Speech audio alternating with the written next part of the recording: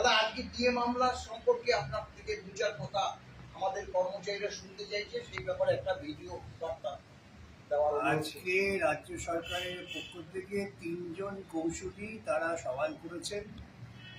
তাদের সওয়ালের মূল প্রতিপাদ্য বিষয় হচ্ছে রাজ্য সরকার যতটুকু দিয়ে দেবে সেটুকুই কর্মচারীরা পেতে পারেন, তার বেশি অধিকার কর্মচারীদের নেই।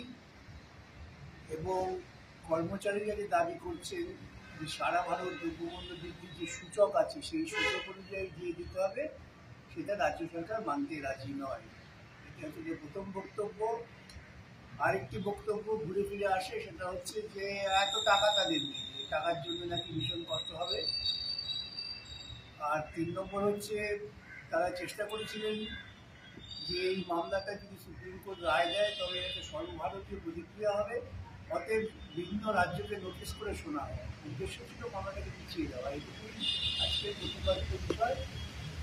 তাদের বলা শেষ হয়ে গিয়েছে। আগামীকাল আমাদের পক্ষ থেকে আমরা আমাদের সওয়াল করব। দাদা, কন্টেন্ট পিটিশন নিয়ে কি কোনো আলোচনা? তো না, কন্টেন্ট পিটিশন কোনো আলোচনা হয়নি। প্রসঙ্গত যখন রাজ্য সরকারের কৌশলী কপিল সিবাল বলছিলেন যে এগুলো সমস্ত অসাংবিধানিক, তখন বিচারপতিরা আস্তে আস্তে বললেন যে আমরা যে আদেশ দিচ্ছি সেটাও সাংবিধানিক, 25% দিয়ে দেওয়ার। সেটা তোমরা দিচ্ছ না কেন?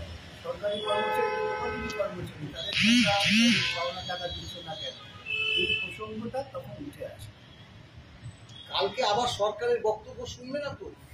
এখনো পর্যন্ত যতটুকু বুঝেছি কালকে আমাদেরই শোনার জন্য দিন ধার্য আছে। ওদের যা বলা হয়ে গেছে। এখন আমরা আমাদের কথা বলবো।